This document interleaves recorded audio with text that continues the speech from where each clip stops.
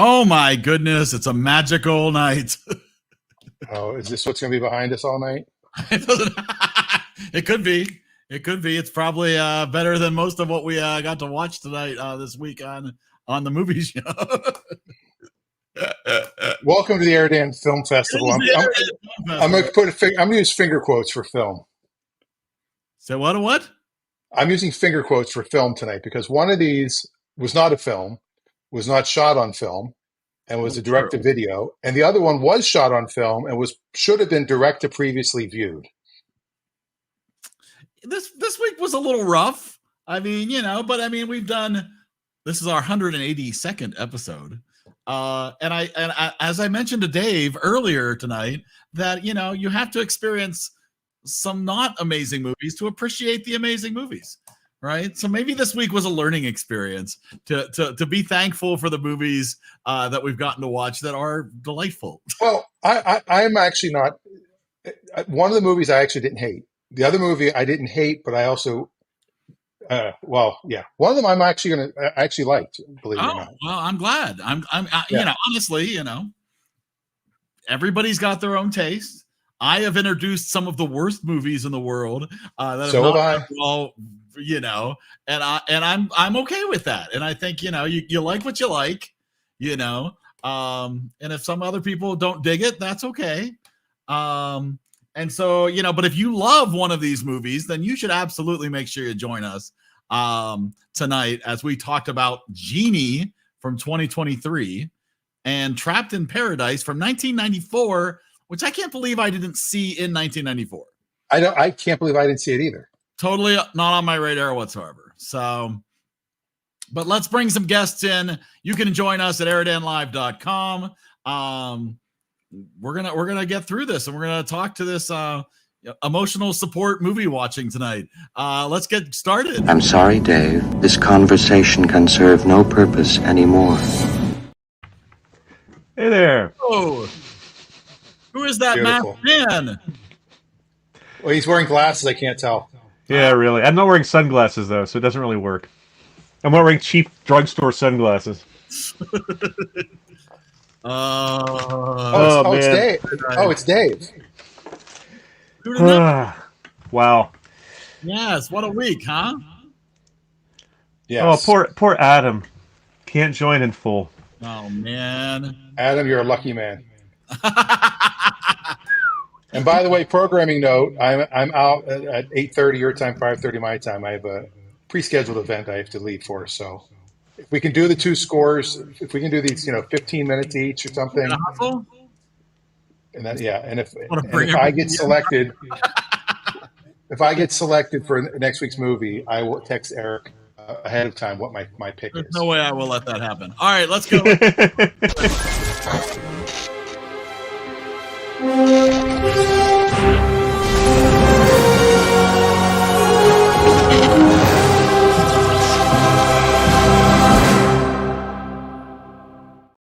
Brian. Hey. Huge fan of Melissa McCartney, I know. McCarthy, not McCartney. Who was he's a fan of Melissa McCartney, Paul McCartney's third cousin. I said what I said. Unbelievable. She is extremely hit or miss. I have seen her in some very good movies and TV shows, and it's all about selecting the material. She has been in such garbage too. Oh, her Sean Spicer on SNL was fantastic. And she was in Bridesmaids, which was a hysterical movie. She's done some serious movies like St. Vincent, where she was very good. But she's also done some awful turkeys like Identity Thief and things like that. They're just, oh. Speaking of turkeys.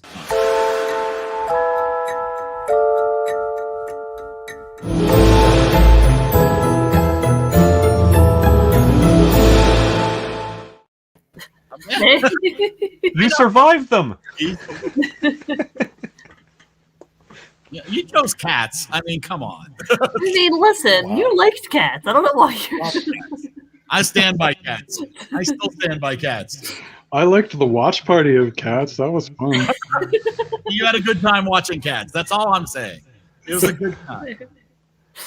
All right, and I feel bad because Rebecca has definitely joined us 5 times by now. She needs an intro big time. So next time, Rebecca, I promise. But for now, you're stuck with it.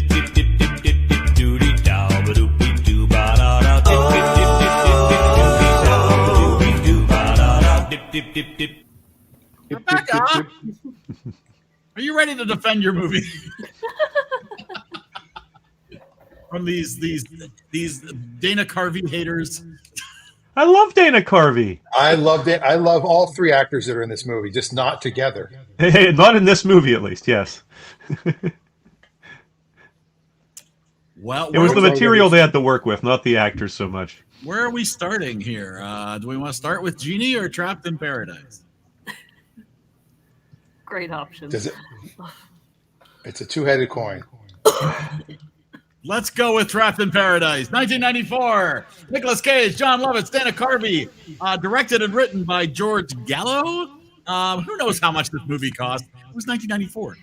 It made $6 million. The critics give it a 10. The audience gave it a 42.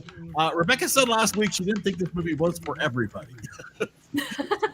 As I recall. Like, I'm not sure this is for everybody. Trapped in Paradise. Yeah. Rebecca, why did you choose Trapped in Paradise?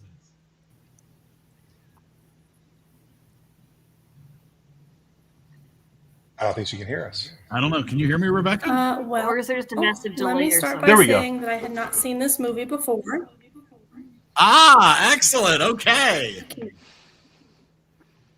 So a roll of the dice.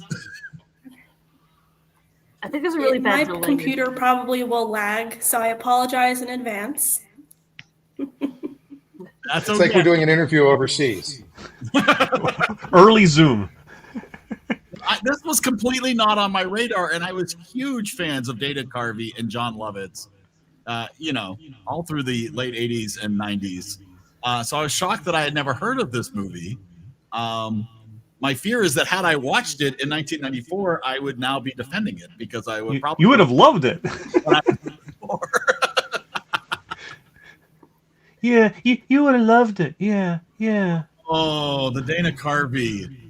What? The character he's doing is... for Christmas. Oh, go ahead. Go ahead. I think the delay is like 5 seconds. It's a really long delay, so it's going to wait. We'll just wait. Yeah. Or is she watching on YouTube as well? Oh, that could be it. Yeah. No. Oh, you're not? I don't think that was an answer to your question right now. The delay's too bad for that. Well, this is better than the movie. This is better than the movie. Dana Carvey says that he based his character on two people, film producer Brad Gray and a young Mickey Rourke. 20th Century Fox representatives had to fly to LA, from LA to Canada to tell Carvey to stop doing the voice. But Nicolas Cage encouraged him to keep doing it.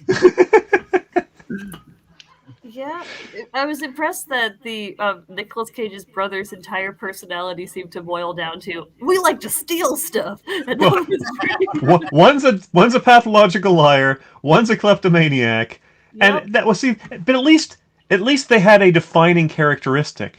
Who was Nick Cage in this movie? exasperated. He has brothers. There you go. And apparently it's like, because at the beginning you're like, okay, he seems to like want to be a good person, but he's the one who suggests robbing the bank. He's the normal one, is sort of how you thought it was going to go with these two crazy brothers. Yeah, until he immediately is like, we should totally rob this bank. Like, why are you the one recommending this? Yeah, it was just... Like we were saying in chat, John Lovitz has built his career on playing annoying characters, and somehow was the least annoying person among the three brothers. It is very true. It is very true. It was, this was just hard to watch. This was, and this is the same writer from Midnight Run. So and director. Now my fear, and this is a comment I'm going to say for both movies that we watched this week, is I feel that there was a lot of reliance on how funny the cast would be. I'm not sure how much of the script there was of either one of these movies going into it. And that's like, oh, we've got Dana Carvey, we've got John Lovitz, Nick Cage is good at improv. We'll just let him go, and we'll figure out, how to piece the story together later. Yeah, I will defend it in one way. As we'll get to when we talk about Genie, this was a bad Christmas movie, but it was a Christmas movie. Yes. Yes, I will agree with that. This is a Christmas movie. Barely, but it is. Yeah, I'll say it felt like the entire plot was moved forward by a series of the most improbable random coincidences also. And usually you can excuse some level of that in these sorts of movies, but I felt like they knew where they wanted the story to go and had no way to make it logically go in that direction. My favorite quote from the movie that I immediately shared with people was when he's in the car and his mom's in the trunk, and they somehow have to get the plot to get to they realize he's the son of the person they have in their trunk. Yeah. And that the way they get there is the bad guy says, "You've got a picture of your mother in your wallet?" And Nicolas Cage says, "Oh yeah." And he says, "I have the same thing in my wallet." And Nicolas Cage says, "Well then let's compare." How is that a dialogue? That's completely natural. Yeah, it happens. And that's all he said it too. It's like he I don't know if he broke character or if it was just the line. Yeah, well then let's compare. And he's so excited to compare pictures of their mothers because they couldn't think of any other way for them to realize. Is yours in color? Is yours black and white? Is it a quarter headshot? All right, so Rebecca says that she had never seen the movie before. She was looking for a Christmas movie, which it is, and was extremely curious when I saw one starring Cage, Carvey, and Lovitz, and I totally agree with that. I was excited for this movie more than the other one because of the cast and that era when they were sort of all. It's weird though because all three of those actors are very talented in their own way. 100%. And all three of those actors have been in very good films, and all three of those have been in absolutely awful films. Are you working on Opportunity Knocks? Opportunity Knocks. Because Nick Cage was. Don't forget, Nick Cage was Ghost Rider.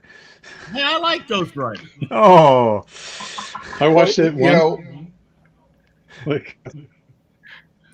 So Lovitz pretty much came right out and said that the George Gallo did not direct this movie hardly. Was it? I was misremembering. Was it Lovitz that said that? Yeah, I remember one of them said it. Yeah.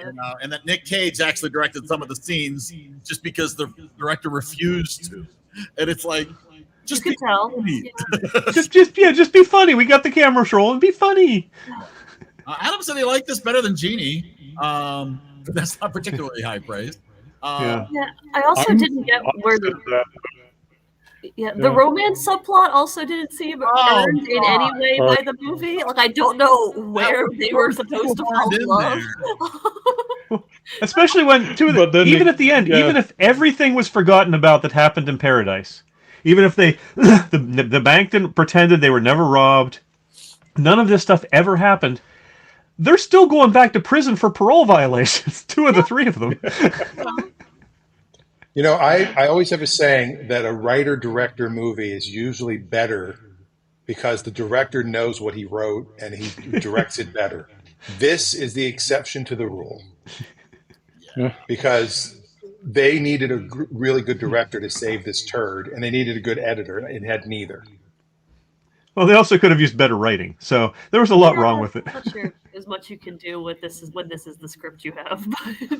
Yeah, Rebecca has a really good point. And I think Brian kind of brought this up in comments during the week. Can someone explain Nicolas Cage to me? He's been in critically acclaimed movies as well as some real stinkers. No matter what, his characters are always unhinged, psychotic, or complete weirdos. Well, first off, he's unhinged, psychotic, and a complete weirdo. He's not acting. I just don't think that's him. Go to anything. I think you offer him a role. Maybe you should get him in your sitcom. He's already in. Nice. Him and Eric Roberts, they do anything. Oh, he plays the car out on the lot. Yeah.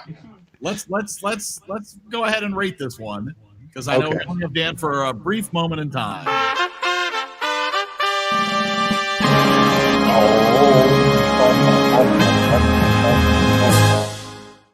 All right.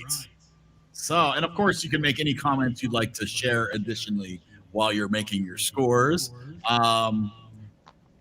Rebecca normally would go first, and she's having internet issues. But I'll start with my mom. Rebecca, we really do. My mom texted me just now. She gives this one a 42. Oh, it's the answer. Yes. It is. And I guess I'll go second since my mom just went. And if I click on the button, I come first. Yeah, this is a turd. And what Eric said is true. If in '94 we would have gone to see this in the theater, we probably would have loved it. It would have been running scared. We would have been like doing Dana Carvey impersonations. Or Nick Cage with his face. My mom was being generous. I think it's a solid 35. 35 from Dan. Excellent. Oh man. The other fur. I gave Jingle All the Way a 40. And that was better than this movie. I gave Christmas with the Cranks a 29. So I'm giving this a 30. All right, there we go.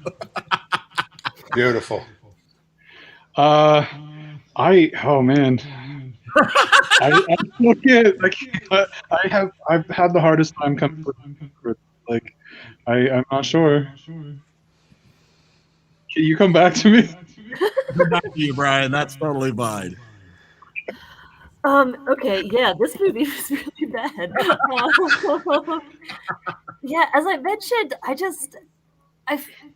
it frustrated me how many things were just random coincidences. The fact that they first show up at the town, oh, Sarah's at the bank across the street. Cool. They don't ask her last name for some reason, but whatever.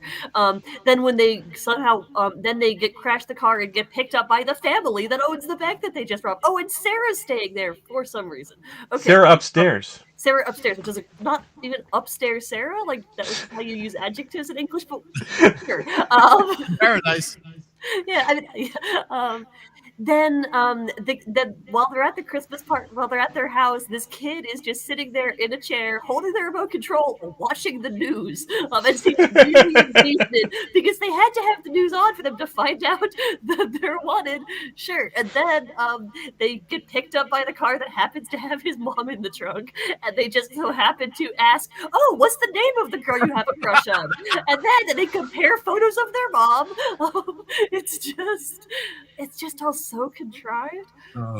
I also don't know why they bothered to try to return the money rather than just leaving it somewhere. Like, you don't have to break back into the bank. That is... Yeah, well, we were saying when they couldn't get it through the bars. You remember with those, just drop it and go. You don't have to get it back. Yes, there's no reason. Yeah, and then they planted up the whole movie like Sarah had some big secret, and it's like, I think it's just that her dad was in prison. I don't know. It's all very dumb. This movie, I didn't hate it. Like, I wasn't angry as much as I was watching it as like some movies. So it's not. Yeah, it was no Who's That Girl. Yeah, so it's not gonna get like a single digit score for me. But like, I did not enjoy it. It's gonna get a 25. 25. Very nice.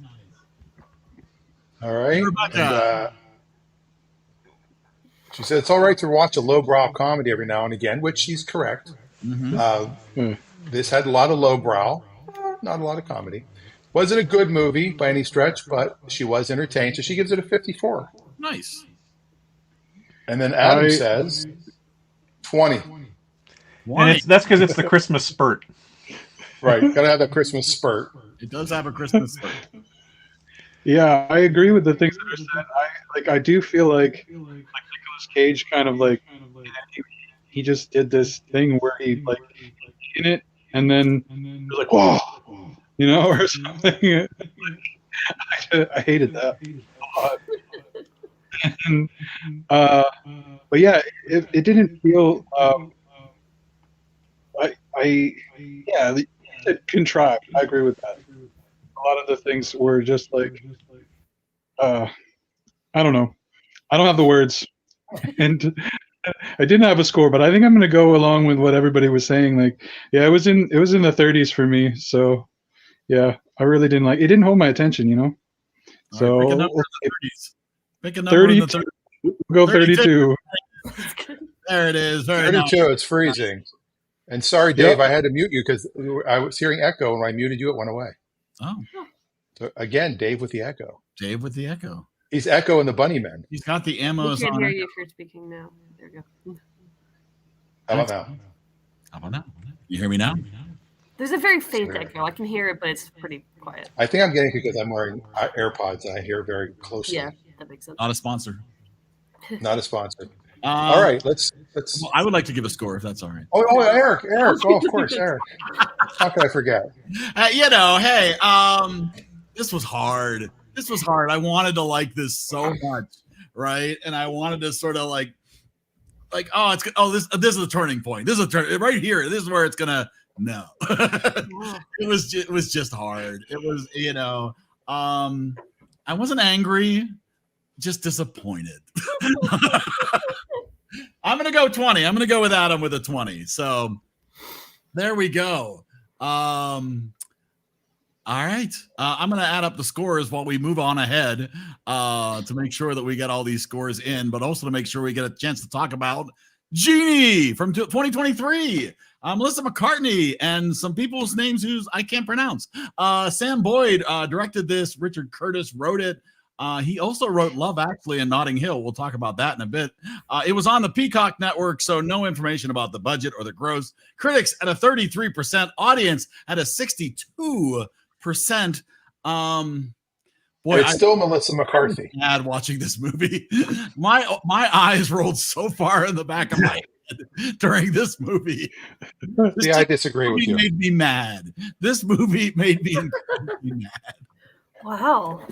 It's a movie about a genie. You have to suspend disbelief right off the bat. That's not the problem. No. Well, there's other problems. 3 movies smushed together, and none of them actually fit together well at all. And in no way was it a Christmas movie. Well, no, you don't even get to Christmas Day in this movie. No, it just happens that time of year. It has nothing to do with it. Dan likes it because there's time travel. I get it. It's fine. It's promoted as a Christmas movie. It came out during the holiday season. So if you're going to use the Die Hard Aquaman 2 is a Christmas movie? It's as much of a Christmas movie as Die Hard. So exactly, I was going to say, right. Again. There's Christmas imagery and it's around Christmas time, but it's not about Christmas. The phrase that I've heard recently is this is a Christmas adjacent movie. All right. But if you're going to argue that Die Hard is not a Christmas movie because it came out in July, even though it's based on Christmas Eve, and this came out during the holidays and it's based around the holidays, it's a holiday movie. No, Die Hard came out in July. Just all that says is the studio and the director did not consider it a Christmas movie. Right. They did not. That doesn't mean it isn't, because that's not defined by the director and the studio. Yeah, release date is like one factor. It's not the sole determiner. What made me mad about this movie? What made me mad about this movie is that they had the premise from another movie, and they just relied on Jenny McCarthy to be funny enough. No, not Melissa. Jenny McCartney. Oh boy. What's her face? They just relied so heavily on Melissa McCarthy to be hilariously funny and come up with all those routines and jokes throughout, whether they made sense or not, whether there was any continuity or not. You mean like the gift wrapping scene? You mean like the gift wrapping scene? Oh, I'm just going to wrap tape around wrinkled up paper. Ha, this is hysterical. Yeah, this was funny enough. Let's try this. And I did like her as that role when in the scenes that were like kind of her like discovering the present day. I thought she was kind of like I like that she had the dagger that she would try to stab people. I thought she was, but she didn't work in this movie at all. Like I feel like there is a different movie that has her as a consistent about her knowing things and not knowing things. Yeah. Right. Yes. They all they do that in so many movies. That was one of the biggest complaints I had while I was watching it. Is how does she know that, but she doesn't know that? Exactly. And anytime you have somebody that's from the past, whether it's, Encino Man or even if it's Unfrozen Caveman Lawyer on SNL, Bill Hartman's, he knew certain things, but I'm just a dumb lawyer, Unfrozen Caveman. Am I the only one who watched the original? No, I watched that earlier today because I wanted to have. I didn't realize there was an original. Yeah, and I will say that almost every laugh from Genie is stuff they lifted from Bernard and the Genie, and the stuff that was added new in Genie, for the most part, was bleh. Yeah, the entire sequence of her in the apartment initially, like learning about what modern music is like and all that stuff, like a lot of the lines are just straight up from the original. Also, it was interesting because it felt like it made a lot more sense to me why it doesn't work and Genie doesn't work, having seen the original, because it felt like they took the original, but they wanted to make it more serious. So they added this intense, my family's abandoning my me. wife has left me with our daughter. Because in the original, it's just the dude gets fired and he's kind of sad, and then his girlfriend is sleeping with his friend. So his fiance's a jerk and breaks up with him. Okay. So he gets a cool Genie buddy, and they hang on, and it's great. And like that's it. And it's around Christmas time. But that's it. Did anybody else feel that his wife was a jerk? Oh, absolutely. So mad at his wife, and it's like, maybe just let her go. Whereas again, in the first movie, which was a made-for-TV movie for England, his fiance was a jerk, but she was clearly a jerk. I mean, she was just cheating on him. She was shallow. He kind of wanted her back, but no, she's. But like the fact that there wasn't this like dramatic tension of like I need to win my family back, let the original be a lot more silly and goofy and never needing to be grounded, so it wasn't as weird that like the original has very modest ambitions but fulfills. And I felt like there were a few different plot points that I was confused by when I watched Genie, and then when I watched the original, I was like, oh, it's just because they took the plot point and made it make less sense in the new one. Like when they see the Mona Lisa, I was really confused that the two random firemen could recognize the authentic Mona Lisa. Impressive. Yeah, in the original, it's his museum curator boss who is sneaking into his house to find something and recognizes it, and then calls like detectives in, and they recognize it. Like when they're resolving the Mona Lisa thing, as opposed to like he's about to be shipped off to France, like he gets a call from France. They time travel back to when they're before he enters the apartment, and then they switch the Mona Lisa before he's even arrested, which makes way more sense. Instead of somehow the fact that he magically has a 2,000-year-old box in his house that he just has lying around and knows is 2,000. And it's a box instead of a lamp. Yeah, in the original, he knows it's from 2,000 years ago because the guy asks how Caesar's doing. So it's like, oh, that must be 2,000 years. He doesn't randomly date a box. Like, there's so many things. I think they changed it because they wanted the plot point of him giving it to his daughter as a gift, and giving a lamp would have made no sense. Well, how about a random box? Maybe that could be a viable gift. That was a 2,000-year-old artifact that he had lying around, and he knew it was a rare 2,000-year-old artifact. And how did she know what the Mona Lisa was? Well, she's there's been no in a box question for 2,000 years. But she's magic. For example, when he says, "I wish my phone were charged," and she charges it, she doesn't know what a cell phone is. She's just doing the magic to fulfill his wish. So that didn't bother me. Yeah, same within the original. Like he does a lot of things. Like I wish we had 2 Big Macs, and 2 Big Macs appear. He doesn't know what McDonald's is. He's never had one before. But like I assume wish magic is some like higher level thing that just kind of does. Maybe they can read your mind and visualize it. Yeah. It's just magic. It felt like they rushed through a lot, just because. Like I've been rushing through this show tonight. Yes, we need to let Dan give his score. I'm going to give my score, and then I'm going to go. Yeah, go ahead. And my mom will have to comment online because she hasn't sent me over her score yet. I didn't hate this movie. I mean, there were some funny parts. I do want to go back and watch the original now because I honestly, Dave, you did much more research than I did. I have a feeling they just bought the original from Richard Curtis. I don't think he even worked on this movie. I think they took it and they said, let's just ad lib and make our own version of this. Let's stretch it to let's add another half hour to it. Yeah. So because it was the other one was 110 minutes. Or no, the other one was an hour and 5 minutes. So that's 65. That's what I'm going to give it. 65. Yeah. Oh, there you go. You were going to give it 110. And I'll see everybody next week. All right. See you then. Bye. Bye. All right. So, well, now we can talk about Dan. All right. All right. Now, what are you going to rate Dan 1 to 100? Another thing was the fact that he was fired never seemed to really be much of an issue for him in Genie. Like it wasn't because in the original that was the main bad thing that happened to him that made him kind of depressed. In this one, it's like no, his family. He was most of his concerned about his family leaving. And also in the original, you had Rowan Atkinson as his boss that fired him, and nobody can play over the top like Atkinson, who just he's even speaking in the and thou arcane Elizabethan English for some reason. It's really like I feel like they were so anxious to make it so that he never asked for anything for himself.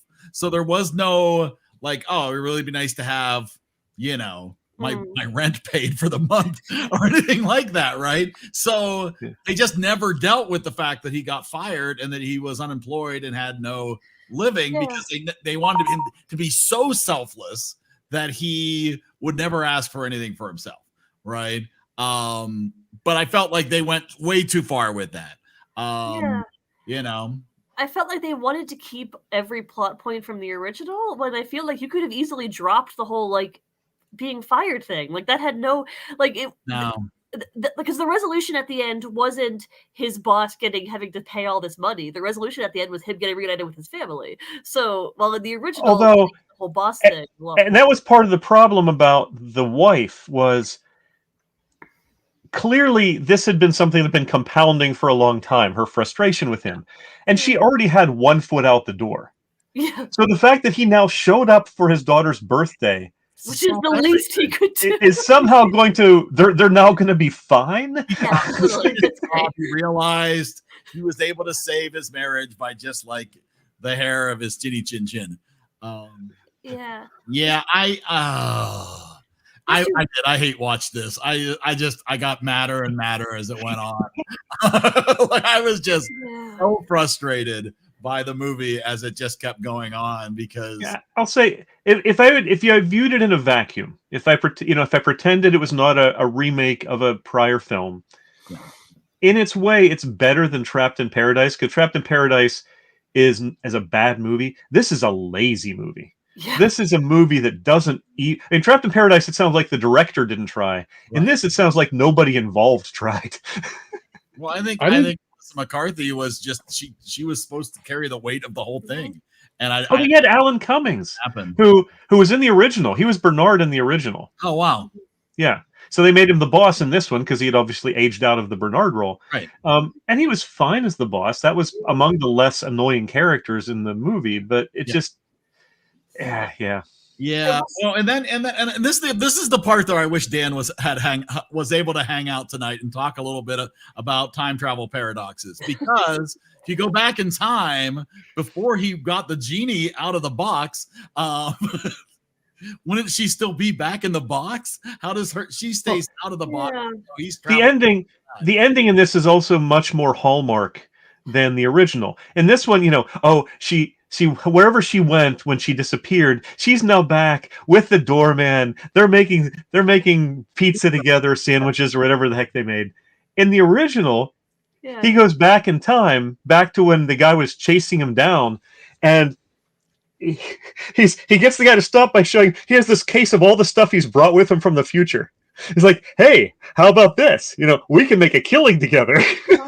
Yeah, and then it just ends, and then it's much more satisfying. That sounds actually charming. And I feel like the silly tone of that whole thing makes you not really worry about time travel paradoxes. Exactly, it's like a very silly, lighthearted movie. It's a low budget TV fantasy movie. Yeah, and this one going for like the emotional weight of I must reunite with my family makes you question like all the weird time travel stuff. And even the daughter, when she comes out and he's come back, clearly he's apologetic, he's feeling awful, and she's a little girl. I get it. Doesn't have the most emotional depth, but you missed my birthday.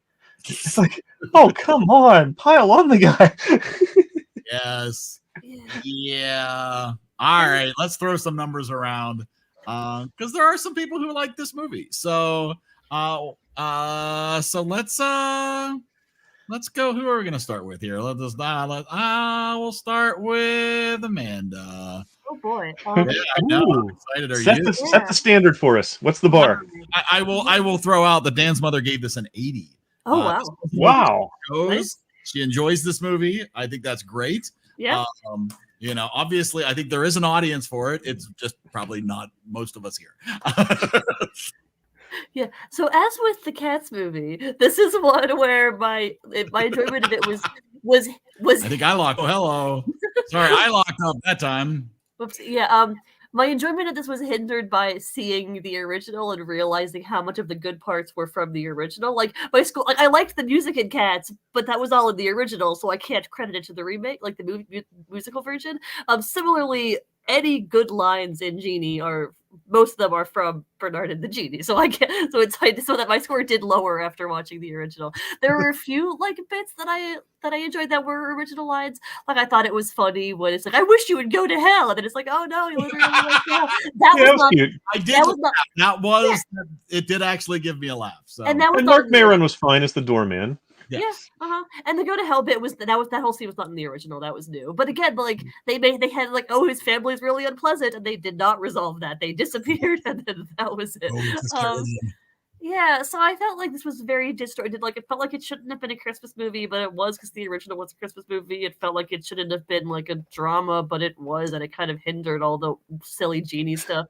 So I didn't hate. Like I enjoyed this more than Trapped in Paradise, definitely.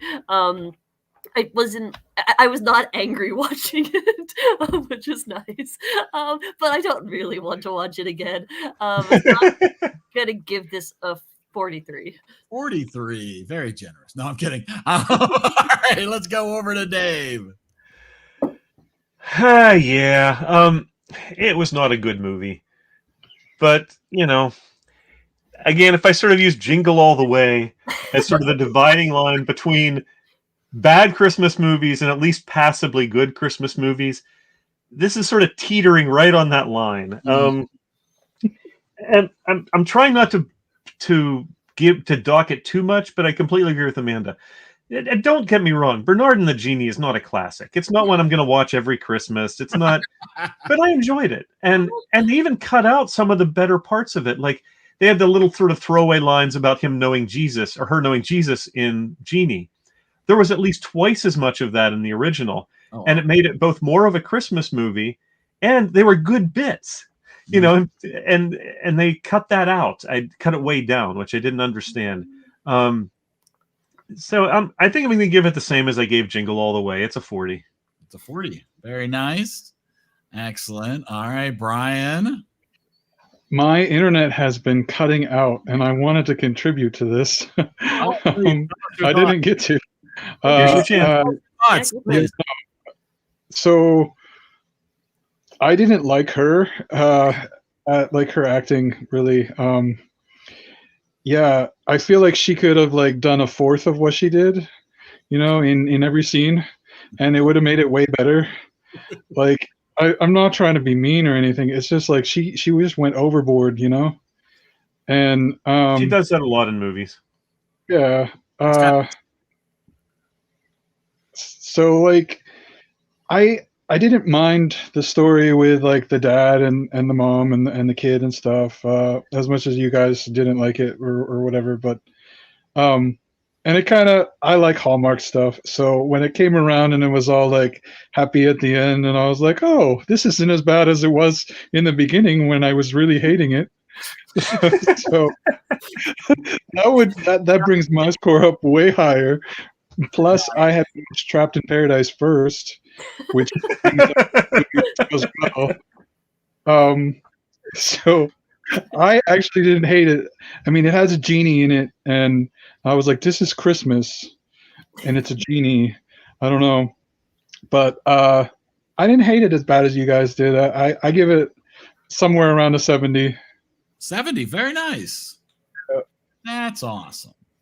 I did hate this. And we watched this first. Because I didn't think I would enjoy Trapped in Paradise more. This is every kind of humor that I don't enjoy. This is all the, predictable madcap situations and wild. Why did they go shopping? You have a genie with you. Why would you go shopping? The genie. Because I thought it'd be funny. That's why. I didn't mention that. Yeah, she's from Scotland. I didn't understand a Genie from Scotland. I don't understand so much, and there was a lot of me yelling at the TV. There was a lot of Bernard and the Genie. The Genie is not from Scotland. The Genie is clearly from somewhere in the Middle East. Yeah, that makes more sense. This was better than Super Troopers, but not by much. I go back and forth. I'm gonna give it the same score I gave Trapped in Paradise. I'm gonna stick with a 20. Wow. These both together. Adam, on the other hand, hated this movie. Melissa McCarthy can stay off my screen forever. I watch McNuts on a loop. Again, he gives it 5 cats. So Adam, 5 cats from Adam for Genie, starring. Well, even just the beginning when she pulls the knife, then she puts it away again. In the original, the Genie's actually attacking Bernard. I mean, the Genie is going after him, and it's only when Bernard goes something like, "I wish you'd stop attacking me," and he's like, "Oh shoot, all right." I wonder if I had started to ignore when she was on screen, and that's why I liked it more. I feel like that might have been the case. I'm sorry. I'm really not trying to be mean. You enabled the Jenny McCartney filter. I think I do that occasionally when I'm watching things. Ignore certain elements, like look at my phone or something. Yeah, she can be very funny. I mean, she was funny on Mike and Molly, which was a very good TV show. She's done some very good stuff. She just, when there's a movie that tries to rely on her to provide all of the humor, it often falls flat. Well, when she is one of a cast that is good around her, like Bridesmaids, she can be extremely funny. I fear that any movie that goes in with a very loose script and relies heavily on improvisation for where the humor is going to come from, and I really do feel like a lot of this was improv. I'm curious just because so much of the dialogue was from the original. So I know a lot of the jokes were not improv. They were just from the original movie. It just felt very, a lot of the humor felt very Melissa McCarthy. Oh, definitely. Yeah. It just felt like these were her kind of jokes. Right. It's almost like that was their dream casting and they got her and it was like, yes, we got her. Now we got to use her. Yeah. And there was a lot more just silly humor in the original. Like the doorman was always making up these absurd stories about his life every time they were. Oh, the doorman was hysterical in the original. Yeah, and I loved when very intrigued about the original. Yeah, and I loved when he went back to his apartment and the detectives were there. And he's ready to attack one, and he hits one of them, and he accidentally kills one of the policemen. So when they're arresting him and they get in the elevator, they're on this long elevator ride, and this one guy's just standing there with the policeman strapped to a gurney with blood coming out of his mouth. It's more absurd. The original's more absurd. Yeah, and it's really fun. I like the absurd vibe of it. You like the blood. I wanted to mention the Mona Lisa thing. When you have a print of a famous art piece or something, you won't see the strokes of the brush and stuff. So I feel like it makes sense that a random person would be like, oh, that looks actually real. And it was all over the newspapers. You can buy expensive prints that actually do have artificial brush strokes and things. Yeah. Yeah. And two random firemen who are just here to put out a fire aren't going to be scrutinizing the brush strokes in your artwork. Yeah. On the off it did have the famous the frame. Sorry, it had that really fancy frame. Fancy frame, but again, yes, it was and firemen know for that. They know that stuff. Yes, they know exactly what the name too much. Lisa looked. Did you see Brittany's score for Trapped in Paradise? She posted it on our Facebook chat. She gave it a 52. No, I missed that. What? She just said, didn't finish Genie, power out, Trapped in Paradise 52, phone dying, no power to charge. Oh, gee. Yeah, but she did score Trapped in Paradise. Dan's mother gave it a 78. Wait, where did I miss this? Britain? In the Facebook group. Oh, in the Facebook group. Yeah. That would be why I didn't see it. There we go. Yeah. Sorry about that. There we go. Trapped in Paradise 52 from Brittany. Very nice. That might change things a little bit. Not it might. Not Higher than most. I will say, but getting back to Nick Cage for a second, when Nick Cage is a very over the top actor. There's no question. He that's just who he is. When he's in a movie with equally strong characters, it works. Like in Raising Arizona, where he's playing against Holly Hunter, who's really has a really strong screen presence. He's going against Randall Tex Cobb and it really works. Or when he's in Moonstruck with Olympia Dukakis and Cher, who can hold their own with him, it works. When he's in a movie like this, where he's just yelling, it just oh god, it just doesn't hold up. It's just he annoying. needed to do about a fourth of what he was doing as well. But then what would happen? I don't know. All right, let's take a look at everything is on the wrong page. So here we go. We've got below mixed nuts. 586.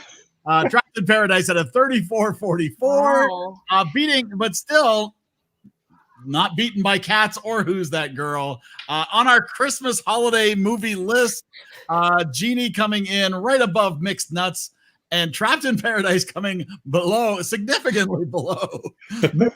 This has to be our worst double feature ever. They're both in the bottom. Yeah, they're. I both feel like in the bottom I feel like I six. like No, I feel like I like Cats more than this might have been the double feature that had the most liked, the most similar opinions by most of people. See, you brought us together at the holidays. You know, I'm not, and again, neither of them made me. I'm not upset that I watched either of these movies. no, me neither. So you know, Neither was a Who's That Girl where I was angry at the screen. But I enjoy watching movies, even if I watch them. I still enjoy a movie. I will say, if we weren't doing this 20 minutes into Genie, I would have turned it off. I get it. I would have turned off Trapped in Paradise. I would have. Yeah, I would. It was, you know, I get the feeling mentioning Who's That Girl.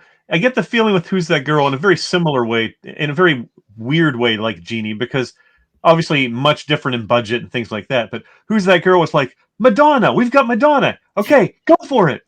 And in Genie was, we've got Melissa McCarthy. Just be funny. You know, they both sort of leaned on a star that they thought had sufficient star power to carry the movie. Yes. Well, I don't know if that's a good choice for. It almost never is. You still need a script and a director. Yeah, and someone who knows like how to work with the certain people. All right. Sure. Let's see what we get to do next week, shall we?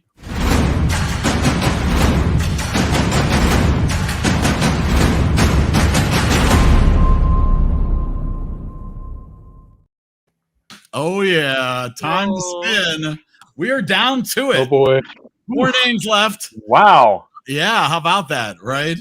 I really want to get chosen. Everybody who's joined us has had the opportunity to pick a movie outside of these 4, so I'm going to give it a little spin, and I'm going to give it. You're not shuffling first. I shuffled. Go watch the tape. I went up and hit the shuffle. I just didn't announce it. Oh, it's me. Whoa, boy! All right, Dave, you get one of the holiday choices. I'm going to shuffle again. Shuffle. Spin. And it's not spinning. There it goes. And it's off. And our second movie will be chosen by, it looks like, Brian. Maybe if it stops. There it So goes. everyone thought Eric and Dan. I'm so excited. Yes, next week is the EriDan double feature. And very possibly next week, we will be starting next year with an EriDan double feature. That's fair. That's amazing. Sounds about right. So, gentlemen, do you need a moment to consider your movie choice for next week? I've been back and forth between like 3. I think I know what I'm doing. I'm not going to choose the one that I said I was going to choose. I was talking with Dave about it. I don't think I'm going to choose that one though. Okay.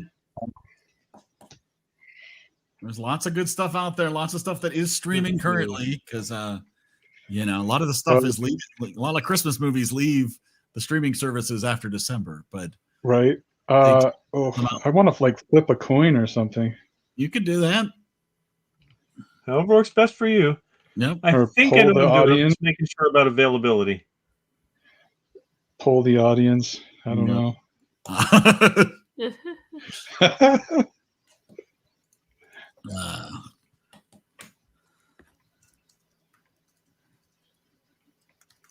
right. Well, we can have a conversation while you guys do your stuff. Yeah.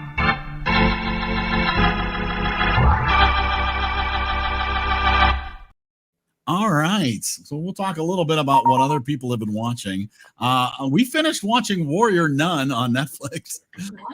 Warrior Nun is a 2-season action adventure story about a woman who dies and gets a angel's halo placed in her back and becomes superpowered, and then leads a race of warrior nuns who go and fight evil. Of course.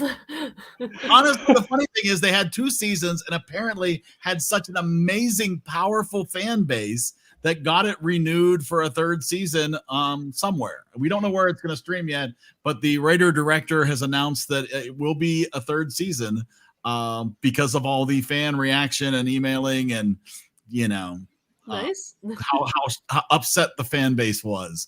So apparently they do have some excited fans out there, and I'm kind of in. It wasn't terrible. It was an easy watch, like 8 episodes per season, like not, it was something if you wanted to blow through in a week and a half, 2 weeks, you could do if you're just looking for something fun to watch. Nice. And fun being nuns punching people. I have watched the first rewatch because I watched them years ago. I have rewatched the first 3 episodes of Burn Notice. Oh, Burn Notice. Yes. We are supposed to be watching Burn Notice for the end of January. Yeah, I've never watched Burn Notice yet. I'm trying to remember where I stopped because I know it used to be on USA. That was where it originally aired, and I watched episodes on USA. I know I watched at least the first season and at least some of the second. I just don't remember where I stopped or why I stopped. I've been too busy watching the Taylor Swift movie on repeat. Well, with the 3 extra songs? There are. All right, I'm gonna gripe for a second here. So I think it's very nice that they refer to it the extended edition of the movie with 3 songs that weren't in the movie. They put them all at the end. That's what it sounded like. Yeah, they didn't insert where they belong in the concert. They're played at the end, and there were 4 songs that were edited out of the film. Well, they have to save one for the Blu-ray. If they come out with a Blu-ray with the songs inserted where they belong, and you can choose which version you watch, I would 100% buy that. But yeah, I felt that was a little lazy to be like, well, we're gonna add these songs, but we're gonna throw them at the end. But currently at a 99% on Rotten Tomatoes would be the Taylor Swift The Eras Tour movie. So get ready when I get to choose the movie. No, I'm kidding. If you choose that, I'm choosing Stop Making Sense. So we're getting into concert films. Yeah, we're gonna get, I would never do that to everybody. If it was, I'm cruel. I'm not that cruel. You do Sgt. Pepper. Yeah, that's a movie. Masterpiece. I'd watch a musical. I'm all about I love a good musical. Me too. Concert films are interesting because a concert film, if you're not a fan of the band or the performer, is just, I know some people would absolutely get, yes, there's a new Barry Manilow special on. Other people would you could not pay me to watch that. So it's dependent all on your appreciation of the artist and their music. It's true. Absolutely. Just watch NFL footage of Taylor Swift watching the game from this past weekend. Adam said in chat that he's watched the new Monk movie. I've been tempted to. I watched the entire original series of Monk. I watched every single episode. I know Dan was a Monk guy. And I'm tempted to sort of rewatch a handful of the original episodes, including the final 2 where they finally resolved his long-running plot point, and then watch the new movie because Tony Shalhoub is very good. So that's what really makes it. He went to my college for a little teeny while before he transferred out. He was lost. Yeah. He was trapped in paradise. Well, I had to hang my head in shame recently when I was reading that month or Lori something. Loughlin's daughter, who was kicked out of USC or dropped out after the whole pay for admission scandal. So after that, she ended up enrolling and getting accepted into CMU's drama school. Oh. You know. Well, as long as she earned it, you know, if she went through the auditions and she did well enough, then more power to her. But oof. Exactly. Or, you know, maybe she paid her way in. Who knows? Well, the thing was, after the whole scandal hit, she was on social media. She was talking about how I was just at school for the enjoyment, for the experience, you know, and just came across as incredibly not there for the right reasons. That's what the big problem really was. Yeah. Did you choose yours? I've picked mine. Yeah, I know what I'm doing. Okay. I'm still You like. go first. Yeah, I'm on the fence. Let's see what you did, and then maybe it'll help me. I'm doing. I had mentioned it before, and I also mentioned to Eric before we started that because of the pain we just went through, I'm going to try to pick something that's I think is going to be pretty much universally liked. Maybe not loved, but at least liked. So, and I hadn't picked this in the past, both because we were largely avoiding TV specials, and also because finding a good version, because it's been so edited down because of music rights and things like that. So I'm doing a Muppet Family Christmas because there is a good version on YouTube. Oh, okay. All right. So, but I recommend don't watch the version that's streaming on the streaming services.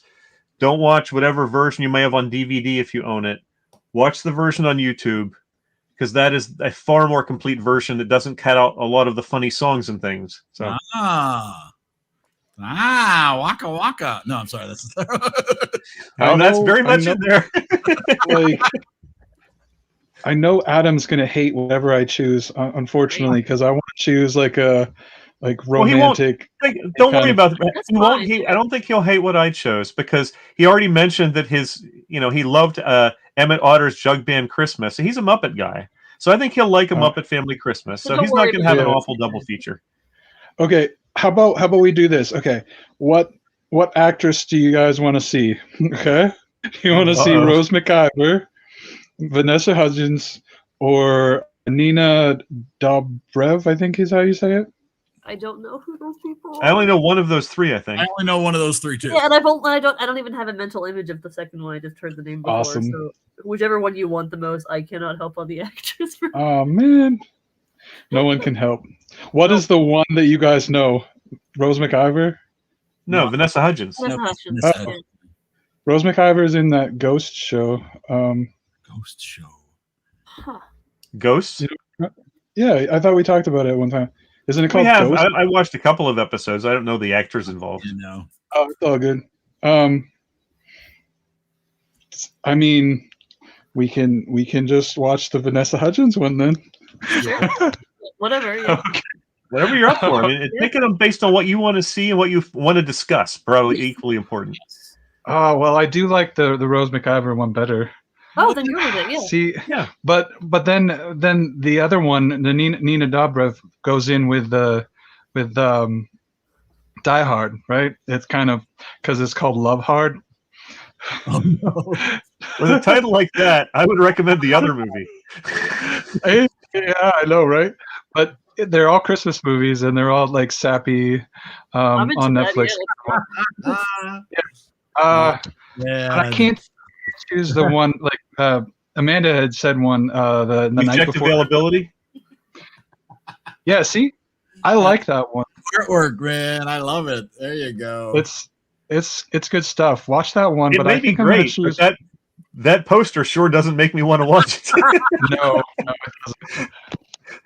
I think I'm gonna go with. See, I'm not even gonna go with the Vanessa Hudgens one. I keep going back to. I gotta remember what it's called. I think it's A Christmas Prince. Oh, okay. That sounds very Hallmark. It's gonna happen. Everybody's gonna hate it, but I'm gonna love it. Oh. I don't think I've seen it, but I've heard of stuff. There's like a sequel and stuff, right? Like this is a... There are a bunch of sequels. Yes, that's what it is. A Christmas Prince. Yes. Great. Let's do this. There are a couple sequels. I'm very interested. But it is so cheesy. Christmas movie and for a romantic comedy kind of thing. But, see, originally they were going to cast Prince in it, but he died before he could do it. So the artwork from Love looked better than this. We could watch Love Hard. This is a much lazier poster than the other one. Seriously, right? At least Love Hard, somebody spent some time downloading. And it has all of the like cliche romantic comedy things, like the girl is in the media, all that type of stuff. Oh wow! The amount of cheese I just love. For many people, I'm sure, but I love it. It's a 73 on Rotten Tomato. That's like more than twice. Well, we watched this one. That is very true. So I'm good with it. Yep. Wow.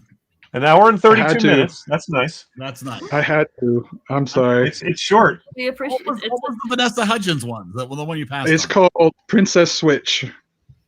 Oh no. Yeah. Oh. It's like Princess and the Pauper, Prince and the Pauper. Sorry. Well, it's good to know that Netflix is using the same company to do a lot of their artwork for them. Yeah. Oh boy, are they ever! Well, these are all by the same company. It's Motion Picture of America Corporation. Hey, is that a Prince? So she plays. Does this have a Prince in it too? Yes, it does. Yes, because the best romances are to do with royalty, right? Of course, yeah. Sure. Seriously, like one of them was raised on the street and the other one was raised as a princess, and they switched places. More or less, yeah. Really, what we're dealing with here? So yes, wow. I love the cheesy romance ones. I really do. I've kept them from this show until right now. We appreciate your contribution. The time to do it is a double feature because hopefully then nobody hates both of them. Although this week was an exception. Thank you so much, Adam. I will get into diamonds. I will try. Why is my stocking so dirty? No, Adam made no comment about the Muppets, though. No. I didn't see. I'm excited. So. Personally, I think I'm going to watch Love Hard. You should. It's been on the top. It's been on the top of the Netflix list. That is an awful title. It is. It's a really bad title. It has a really cute Christmas Carol scene, though. I was to say, but now come back to this. Now you appreciate these graphics, now, don't you? Well, those just looked like they were done by a middle school girl with a box of stickers. Yeah, they're fun stickers. Right? Amazing! Wow. I love these kinds of movies. They're not films for sure. Absolutely not films. I'm anxious to hear the reaction. Oh, everybody's gonna hate it, but I'm just gonna love it. Ooh, wow. Oh man. And we're doing this on Tuesday because Monday is Christmas. Yes, okay. Tuesday for the next 2 weeks. That is correct. So you have to get through Christmas until you can talk about these movies. Wow. Can you think of a better way to spend Christmas than with? Which means we would have watched this not A Christmas Prince, but we would have watched the Muppet Family Christmas anyway. So Muppets, a Muppets musical. It's not really a musical. It has music. I wouldn't call it a musical. The Muppets usually moving on, I mean, Emmett Otter's Jug Band Christmas has music, as I recall. That's true. It would be weird if it were a jug band and did not have music. So I'm really excited to watch the Muppets. I'm excited. Also a rom-com. Kermit and Miss Piggy. Kermit and Miss Piggy, yeah. I almost picked Muppet Hard, but I didn't. Muppet. I mean, that Muppet Hard would have worked wonderfully too. Yeah. If it's a Christmas movie, I'm down. Wow. The Muppet. All right, this is amazing. I'm a sap. I love these kinds of things. Wow. Well, the writers are in Disney World this week, so that's why they haven't joined us this week. But so I don't know I'm imagining while they were on a wonderful family vacation in beautiful scenic Florida, they took the time to watch Trapped in Paradise. I'm sure. Hopefully, they took the time to buy all of their kids "Wade is my daddy" shirts. Well, I would hope so. I would say tonight's episode is brought to you by the EriDan shop, where there is finally new merch. But only one piece of new merch. And that is, of course, the Wade is my daddy shirt. Oh, come on. How do you not want that?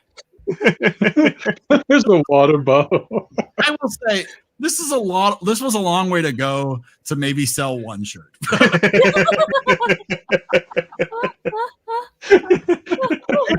And that's a big maybe.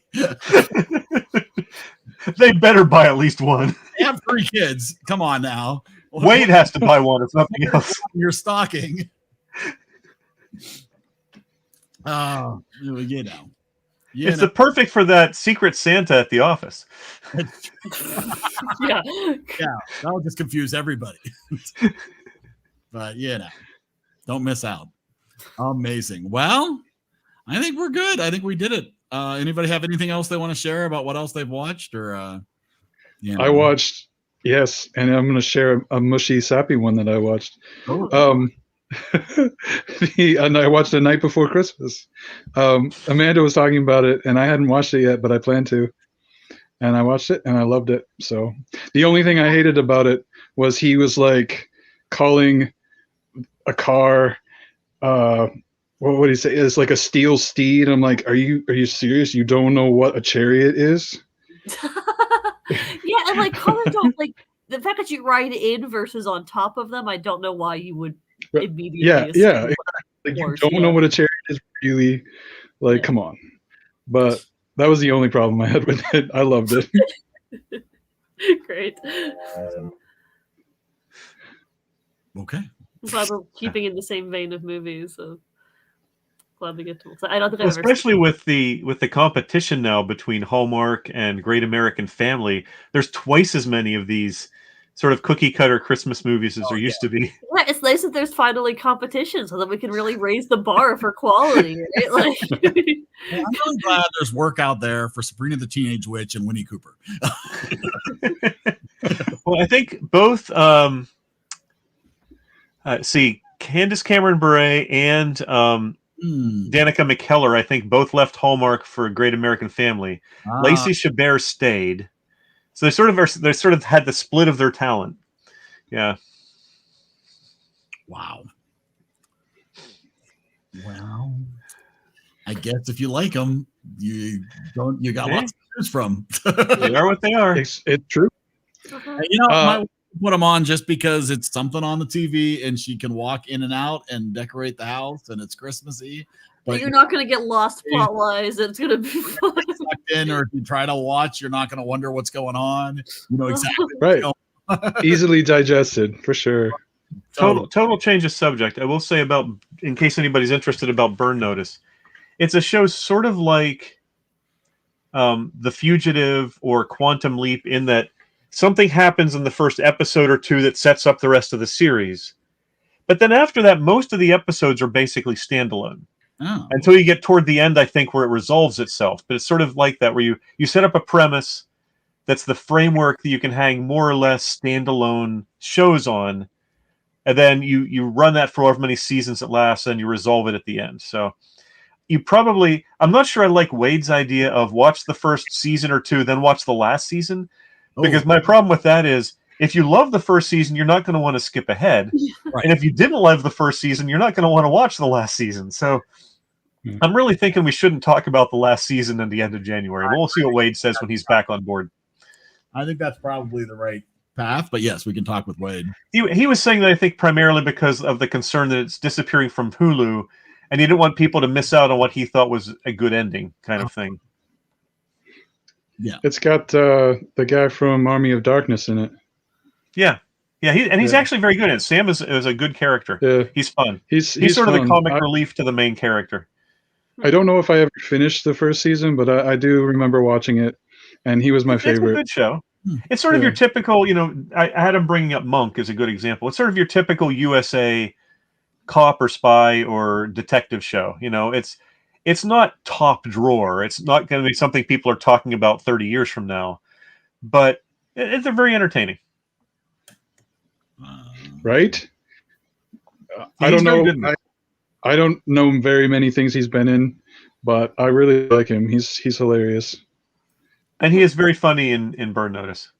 Well, there you go. Yeah, for sure. You've got your serious spy guy who's the hand-to-hand combat, almost MacGyver-esque building stuff guy.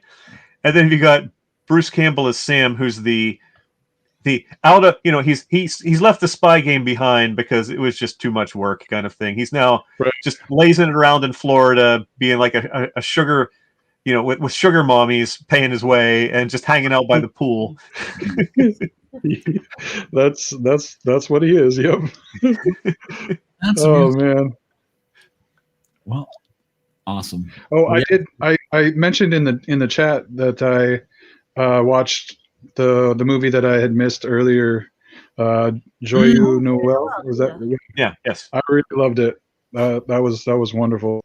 Yeah, I was impressed how good it was. Yeah. Yeah, for sure. Two of the other three people on here would agree with you on that. Yes. True. It is, but not me. It was fine. I loved it. It was fine. I agree. I mean, if you had watched it after Trapped in Paradise, it had weak points, but it was a very good movie. I liked it. Yeah. And clearly a Christmas movie. Yeah, I would definitely watch that in future years again. That was really good. I was worried there was going to be like the Pianist or something. Like I wouldn't be able to handle it. I don't like the World War movies because I can't handle them very, very well. Well, that's one of the TV shows I've considered picking next time my name comes around is Blackadder. And I would definitely not pick the fourth season because the fourth season is World War I, and it's almost too real. Whereas the first three seasons are almost, they're medieval times. They're like fantasy. And the humor plays is much broader. World War I is just, even when it's trying to be funny, is depressing. Yeah, I like medieval stuff. So, but yeah, World War II is just I can't even. I took a class on Holocaust stuff, and I will never watch those movies again. Well, the thing with World War I is depressing. The thing with World War II is Hollywood has found a way, and not just Hollywood, other studio, Brits have done this too, of just making it Nazis bad, just sort of your generic bad guy, and you don't really mention the Holocaust, you don't really mention Hiroshima, you don't really mention all of the sort of really ugly stuff that went on. You just sort of paint them as the giant bad guy that everyone can hate, like Raiders of the Lost Ark. Right. They never like that's what I really enjoyed about Noel. Like they legit was like they showed the buckle of and it was in German, I think, something like in God we trust or something. You know what I mean? Like it said something like that, and I'm like, yeah, they actually believed in God, and I was like, they're people. It's yeah.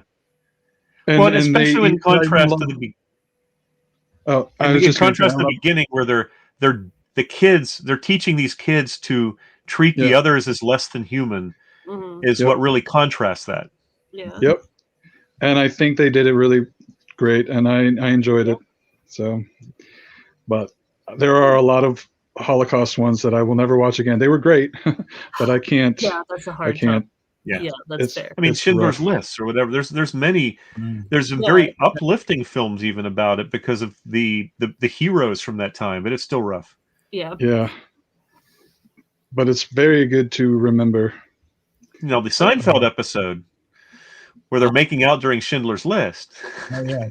A very classy way to deal with a very sensitive topic. I'm not sure which movie. Oh, Joyeux Noel, I'm sure he's talking about. Okay, yeah. Maybe eventually I don't think I watched Seinfeld as our TV show, but yeah. But the second and third seasons of Blackadder to me are the real sweet spot. Yeah. Adam mentions that season 4. Yeah, season 4 did get a bit dark, and season 1 was very good, but they were sort of finding their footing. And Hugh Laurie joined in season 2, and so that's why sort of 2 and 3 is really where it's best. Mm-hmm. Yeah. Where is this streaming? Blackadder? That's a good question. I don't remember. You said, but it's so I'm all in. Blackadder's awesome. Great show. It looks like it might be on Hulu. Yeah, Hulu. Yeah. Yeah. Yep, it's a Hulu. It's a Hulu. Woohoo. There you go. If you want to pay for it. There's one called the Last Kingdom, I think. Oh, It's there on also is a Netflix. Blackadder Christmas special. Oh yeah. No. I forgot about that. Too late to pick that now. You already picked Muppets. I know. I'm out for the season next year. That's right. As I think Dan and I will probably pick a double feature to start off the next year. Yeah. Or the last two names, and then we will have the complete wheel wiped out of names. We'll start completely from scratch. With Cool. we have one spot. Everybody's on equal footing after the first week in January. So Very nice. we'll start to fill the wheel again. I think everybody's gotten to choose something recently. So Yeah. Fantastic. All right. Well, hope you all have a wonderful week. A very It is fun that next week is the EriDan double feature picking. Huh? There's only Dan and Eric left on the wheel for next week. That is pretty amazing. Yeah. I don't know. Maybe we might conspire. You can collect. There's no collusion rules here. Yeah. You can do whatever you like. We'll see. Maybe we can find something that everybody will hate. No, I'm kidding. Cats 2 and 3. No. Oh my. Christmas Cats. Christmas Cats. I would watch Christmas Cats. It sounds great. Comedy romance. Amazing. All right. Everybody have a wonderful Christmas. We will see you here the day after Christmas to talk about 2 more movies. See you, everybody. Good night.